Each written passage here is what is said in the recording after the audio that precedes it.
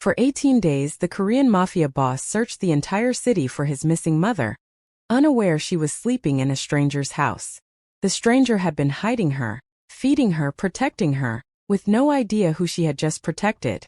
Then a poor black waitress looked at his poster and whispered, "Sir, that old woman lives with me. If you love emotional stories with unexpected twists, stay with me until the end. You won't regret it, and don't forget to like." The rain hammered against the windows of the back alley diner as Nyla Reed wiped down the same table for the third time that hour. Her hands moved mechanically, but her mind was elsewhere, fixed on the elderly woman sleeping in her tiny apartment 3 blocks away. The woman she'd found wandering in the rain 2 weeks ago, confused and trembling, muttering words in Korean that Nyla couldn't understand. Nyla had done what felt right. She'd taken the old woman home, given her warm soup, let her sleep in the only bed while Nyla took the floor. She tried asking questions gently, searching for family, for answers, but the woman's memory seemed fractured, coming in pieces like shattered glass. The diner door crashed open. The temperature in the room dropped instantly. Conversations died mid-sentence. Forks froze halfway to mouths. Nyla looked up and felt her breath catch in her throat. The man who entered wasn't tall by extraordinary standards, but he filled the space like a storm cloud. Jang Tae-rin moved with the kind of precision that came from absolute control, his black coat dripping rainwater onto the worn linoleum. His face was beautiful in a cold, carved way, sharp cheekbones and dark eyes that seemed to see through everything they touched. But it was the exhaustion beneath that beauty that made Nyla's chest tighten. This man looked like he hadn't slept in days. Behind him, 3 men in dark suits positioned themselves near the door. They didn't need to touch their weapons. Everyone in that diner knew who they were looking at. Chairman Jae, the man who controlled the southern districts of Busan, the man whose name parents whispered to scare children into obedience. Tae-rin walked to the counter, his movements slow, deliberate. He pulled something from inside his coat, a poster. With shaking hands that betrayed the iron control in his face, he unfolded it and placed it on the counter. Nyla's heart stopped. The photograph showed an elegant woman in her 60s, silver hair pulled back, wearing a traditional hanbok. Her smile was warm, maternal. Beneath the photo, text in Korean and English, missing. SEONHWA. Reward for information. It was her. The woman sleeping in Nyla's bed. "Have you seen this woman?" Tae-rin's voice was quiet, but it cut through the silence like a blade. He wasn't asking the room. He was asking the universe, and the desperation in that question made Nyla's throat tight. The diner owner, Mr. Kim, shook his head quickly, not meeting Tae-rin's eyes. "No, Chairman. I'm sorry. I haven't seen her." Tae-rin's jaw clenched. For just a moment, the mask slipped, and Nyla saw raw anguish flash across his features before he buried it again beneath ice. "If anyone see her," he said, his voice rough, "contact this number immediately." He placed a card beside the poster. Any information. Anything at all. He turned to leave, and Nyla knew she had seconds to make a choice that would change everything. "Sir." Her voice was barely above a whisper, but in that silent room it rang like a bell. Tae-rin stopped, turned. Those dark eyes found hers, and Nyla felt the full weight of his attention like a physical force. Behind him, his men shifted, hands moving toward concealed weapons. "That old woman," Nyla said, her voice steadier now, her heart pounding so hard she could hear it in her ears. "She lives with me." The world seemed to tilt sideways. Tae-rin crossed the distance between them in 3 long strides. His hand shot out, gripping the edge of the table Nyla stood beside, not touching her but close enough that she could feel the tremor running through him. "What did you say?" His voice was dangerous now, barely controlled. "The woman in that photo," Nyla repeated, meeting his eyes even though everything in her screamed to look away. "I found her 2 weeks ago, wandering in the rain. She's been staying with me. She's safe." "You're lying." But there was no conviction in his words, only desperate hope fighting with disbelief. "I'm not." Nyla pulled out her phone with trembling fingers, scrolling to a photo she'd taken 3 days ago. The elderly woman sitting at Nyla's small kitchen table, smiling softly over a cup of tea. Tae-rin's breath left him in a rush. He gripped the phone like it was the only solid thing in a collapsing world. His eyes locked on the image. When he looked up, tears gleamed in his eyes, though none fell. Where? The word came out broken. My apartment. It's not far.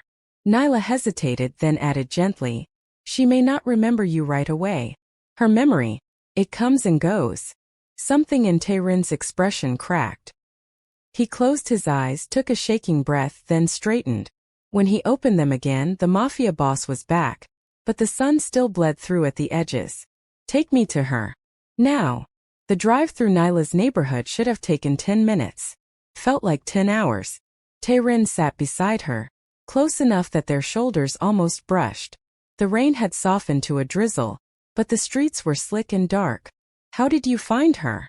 Taerin asked, his voice tight. I was walking home from my second shift, Nyla said quietly. It was raining harder than this. She was sitting on a bench, soaked through, talking to herself. She looked so lost. Nyla glanced at him. I couldn't just leave her there. You took a stranger into your home. She needed help. You could have called the police. I did. They took a report but said they couldn't do much without identification. She didn't have any papers on her. Nyla's voice softened. She called me Minji. I don't know who that is, but she seemed to trust me, so I just took care of her. Taerin was silent for a long moment. When he spoke, his voice was rough. Minji was my sister. She died when I was 12. Nyla's heart clenched. I'm sorry. My mother has been looking for her for 30 years. He said it like a confession, like a wound that never healed. She never accepted that Minji was gone. After my father died, her mind started to slip. Small things at first, then bigger things. But she was still my mother. Still herself. And now. He didn't finish. He didn't need to. They climbed the narrow stairs to Nyla's third-floor apartment. The building was old, the paint peeling but clean. Taerin's eyes tracked every detail.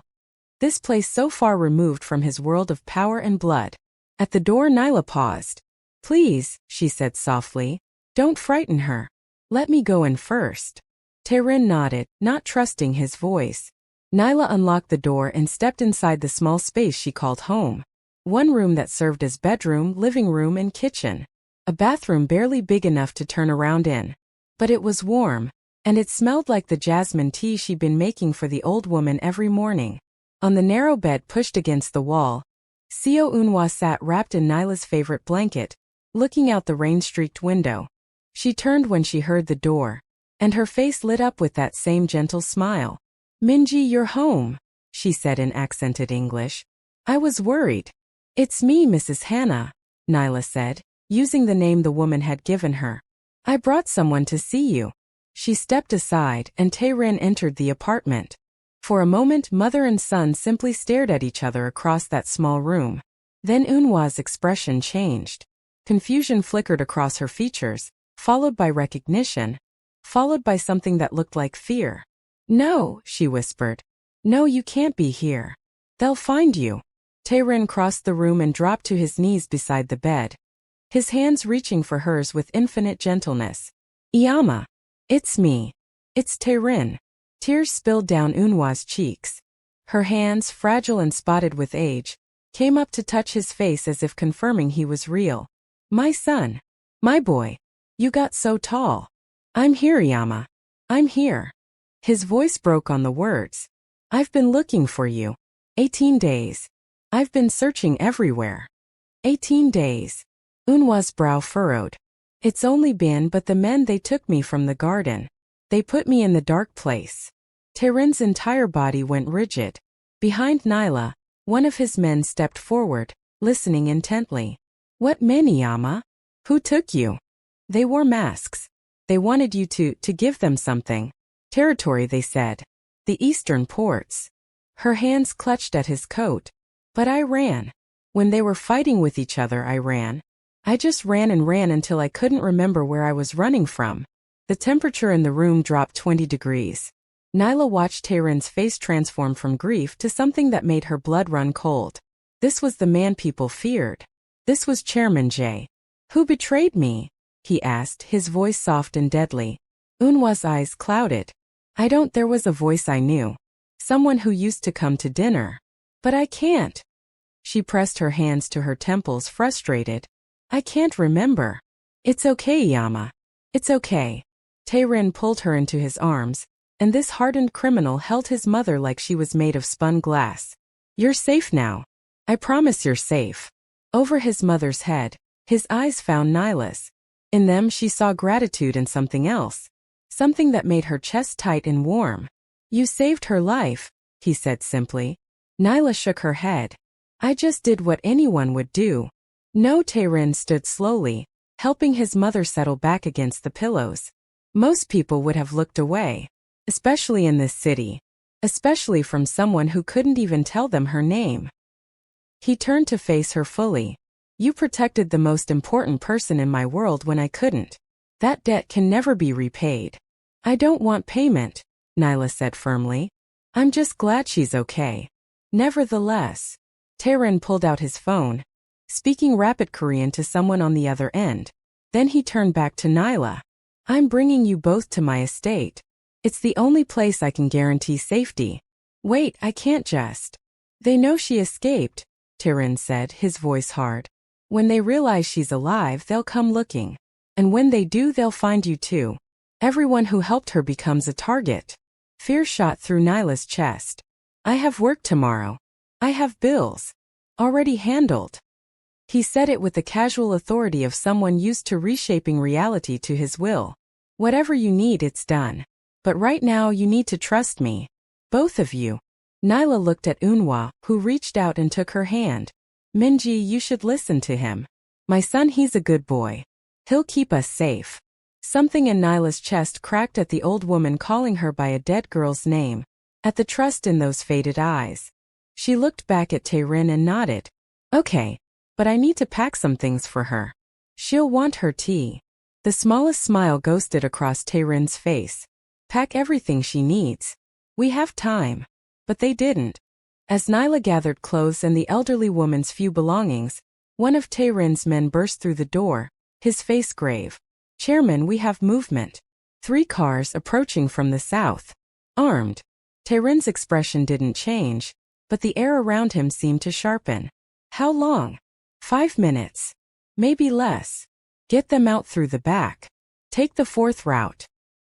He was already moving, shrugging out of his coat and draping it over his mother's shoulders.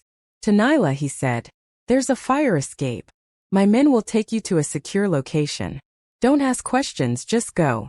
What about you? The words were out before Nyla could stop them. Tae-rin looked at her, really looked at her, and something passed between them. Understanding. Recognition. I'm going to handle this. And then I'm going to find out who did this to my mother. You'll get yourself killed. I've survived worse. He turned to his men. Go. Now. The next minutes were a blur.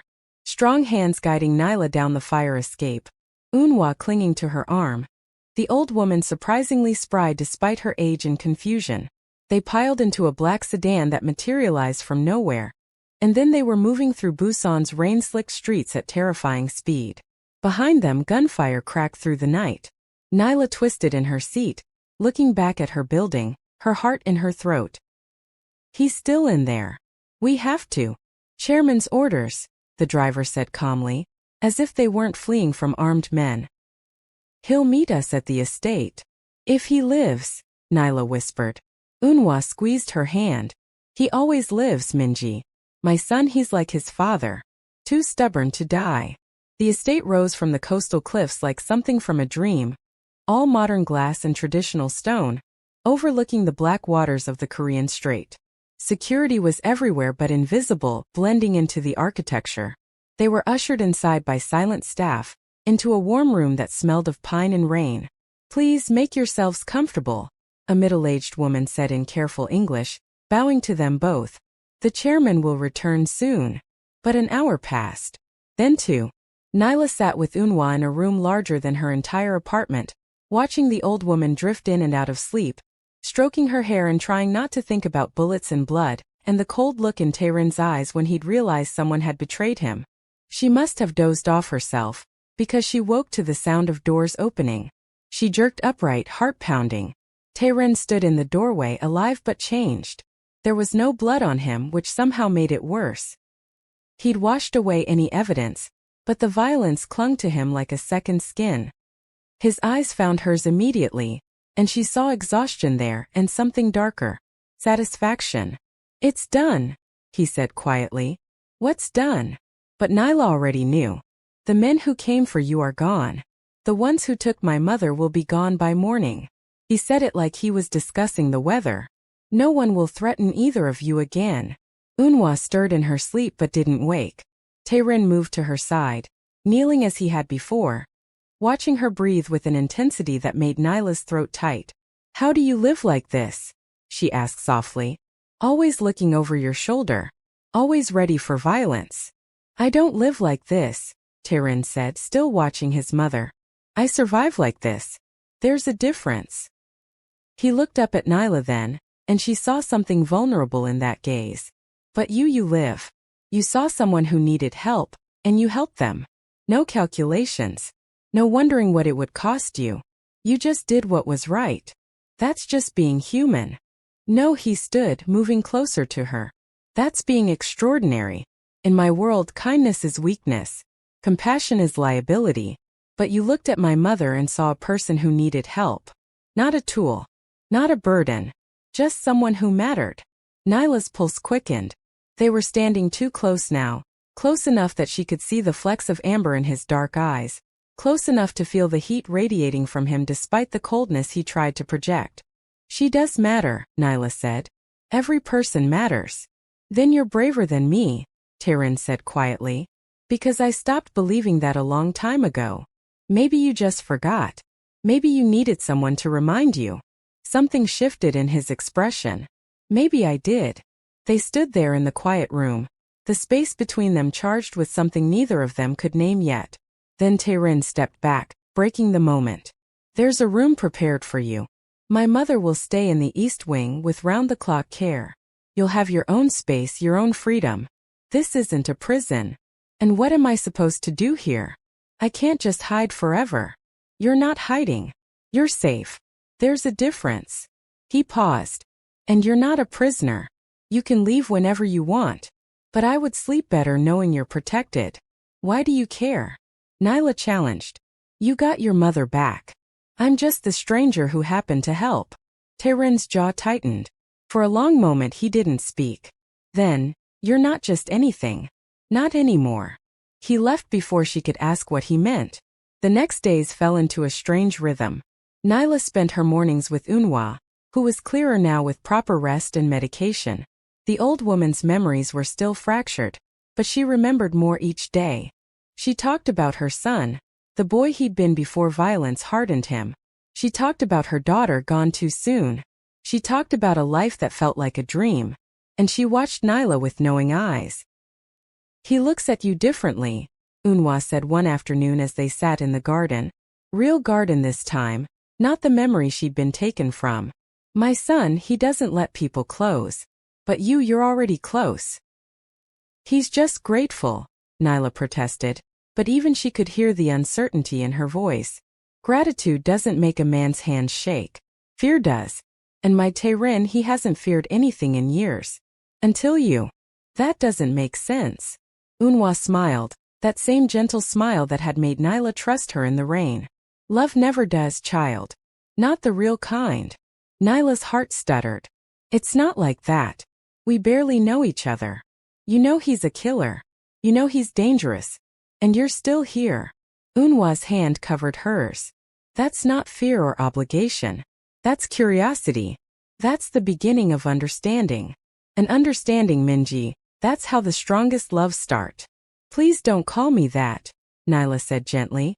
"I'm not your daughter." "I know." Eunhwa's eyes were clear now, heartbreakingly clear. "But you remind me that kindness still exists. That people can still surprise us. That my son, maybe, can still be saved." "Saved from what?" "From becoming the thing he pretends to be." That night, Nyla couldn't sleep. She wandered the estate's halls, drawn by some instinct she didn't understand to the study where light still burned despite the late hour. Taerin sat behind a massive desk, paperwork spread before him, but his eyes were unfocused. He looked up when she appeared in the doorway, and something in his expression softened. "Can't sleep?" he asked. "Too much quiet." I'm used to street noise. A ghost of a smile. I can have someone play traffic sounds if that would help. Nyla laughed despite herself. That's not what I meant. She stepped into the room, drawn by the strange intimacy of finding him like this, unguarded. Your mother's doing better. I know. The doctor says her memory might return fully with time. Or it might not. His fingers drummed against the desk. Either way, I have her back. Because of you. You keep saying that. Because it's true. He stood, moving around the desk to face her properly. Do you understand what would have happened if you hadn't found her? If you'd walked past that bench, told yourself it wasn't your problem. Someone else would have helped. No, the word was flat certain. They wouldn't have. I know this city. I know these people. They would have looked away, called the police maybe, but they wouldn't have opened their home. They wouldn't have given up their bed. They wouldn't have learned to make her tea, just the way she likes it. Heat crept up Nyla's neck. How did you know about the tea? She told me. Said you make it perfectly now, even though you had to practice because you don't drink it yourself. His voice dropped. You did that. For a stranger who couldn't even remember her own name. She deserved kindness. And you deserved safety. A normal life. Not to be dragged into my world of blood and betrayal. Nyla took a step closer. Maybe I was already in that world. You don't grow up black and poor in any city without understanding danger. Without learning to read people to know who to trust. Another step. And maybe I chose to stay because I understand more than you think. Tehran's breath caught. You should be afraid of me. I was. That first night in the diner I was terrified. She was close enough now to see his pulse jumping in his throat. But then I saw you with your mother. I saw you break. I saw you put her needs before your empire, before your reputation. And I realized something. What? The word was barely a whisper. You're not the monster you pretend to be. You're just a man trying to protect what he loves. Even if it means becoming something terrible. Tehran's hand came up, trembling, to cup her face. His thumb traced her cheekbone with a gentleness that contradicted everything she knew about him. You see too much. Or maybe I see exactly enough. He kissed her then, and it was nothing like Nyla expected. Not demanding or possessive. It was desperate and questioning, like he was asking permission even as he took it. Like he was terrified she would disappear if he held too tight. Nyla kissed him back, her hands fisting in his shirt, pulling him closer. This man who commanded armies, who made grown men tremble, who could destroy empires with a word. He was shaking in her arms like he'd never been touched gently in his life. Maybe he hadn't. When they finally broke apart, both breathing hard, Tehran rested his forehead against hers. This is dangerous. Not just physically. If people know you matter to me. Let them know, Nyla said fiercely. I'm not afraid of your world, Tehran. I'm afraid of walking away and wondering what could have been. You should walk away. Save yourself. From what? From you. She pulled back enough to meet his eyes. You already saved me. The moment you let me see you break. You saved me from believing powerful men can't feel. From believing kindness is wasted. From believing people can't change. I haven't changed. Liar. She smiled and watched his expression crack open. The man who walked into that diner would have taken your mother and disappeared. He wouldn't have made sure I was protected. He wouldn't be standing here now, trying to convince me to leave for my own good. That man was all ice. But you. She touched his chest over his heart. You let me in. That's change. Tehran caught her hand, pressed it firmer against his heart. I don't know how to do this. How to be what you need. Then we'll figure it out together. The weeks that followed were a revelation. Tehran ran his empire with the same cold precision, but Nyla saw the cracks now. Saw him hesitate before ordering violence. Saw him search for alternatives. Saw him choose mercy when rage would have been easier. He was trying. For her. For his mother. For the man he might have been in another life. And Nyla learned his world too. The careful hierarchies. The unspoken rules. The way respect and fear intertwined until they became indistinguishable. She didn't judge it. Didn't try to change it overnight. She just witnessed it, and in witnessing helped him see it clearly too. The diner where they'd first spoken. Tehran bought it quietly, installed new equipment, tripled Mr. Kim's salary. When Nyla confronted him, he shrugged. That's where I got my mother back. It's sacred ground now. You can't just buy everything that means something to you. Can't I? But he was smiling when he said it, that rare genuine smile that made him look years younger. He secured her family too, sending money to her mother in Atlanta, making sure her brothers had jobs that didn't involve looking over their shoulders. All without being asked. When Nyla tried to thank him, he kissed her silent. Your family kept you safe so you could save mine. It's only right I return the favor. One evening, 3 months after that rainy night in the diner, Nyla found Eunhwa and Taerin in the garden together. The old woman's memory had returned almost completely, though she still had gaps. But she was herself again, sharp and loving and whole. She saw Nyla approaching and smiled. Come sit with us, dear one. We were just talking about you. Iyama, Taerin warned, but there was no heat in it. What? I'm an old woman. I can say what I like. She patted the bench beside her, and Nyla Saturday. I was telling my stubborn son that he should stop pretending he's not in love with you. It's exhausting to watch. Nyla's breath caught. She looked at Taerin, who had gone very still. She's right, he said quietly, his eyes never leaving Nyla's face. I am in love with you. Desperately, completely in love with you. And I have no idea what to do about it. Why do you have to do anything? Nyla asked, her heart racing. Because love is a weakness in my world. Because people I love become targets. Because you're afraid. Nyla interrupted gently. Not of your enemies. Of this. Of feeling something you can't control. Taerin's jaw worked. Then slowly he nodded. Good, Nyla said. So am I. I'm terrified. But I'm also here. And I'm not going anywhere. Eunhwa made a satisfied sound. Finally. Some sense from both of you. She stood, patting Nyla's shoulder. I'll leave you two alone. I'm tired anyway. After she left, Taerin moved to sit beside Nyla on the bench. They sat in comfortable silence for a long moment, watching the sun set over the water. I bought your apartment building, he said finally. You what? Your apartment building. I bought it. And I'm renovating it. Making it safe, secure. So if you want to go back, you can. On your terms. Nyla stared at him. Why would you do that? Because you gave up everything to protect my mother. Your home, your job, your normal life. I wanted to give you the choice to reclaim it. He turned to face her fully. I don't want you here because you're trapped. I want you here because you choose it. Choose me. Tears burned behind Nyla's eyes. You're asking me to choose. I'm asking you to be free. Even if that freedom means leaving. Nyla took his face in her hands, this dangerous, powerful man who'd somehow become hers. I choose you. Every day I choose you. Not because I'm trapped. Not because I owe you. But because when I look at you, I see someone worth fighting for. Someone who's fighting to be better. And I want to be part of that fight. Taerin's control finally shattered. He pulled her into his arms, burying his face in her hair, and she felt his shoulders shake. I don't deserve you. Probably not, she agreed, making him laugh wetly. But you're stuck with me anyway. I can live with that. Good. Because I'm not going anywhere, Jang Taerin. You're mine now.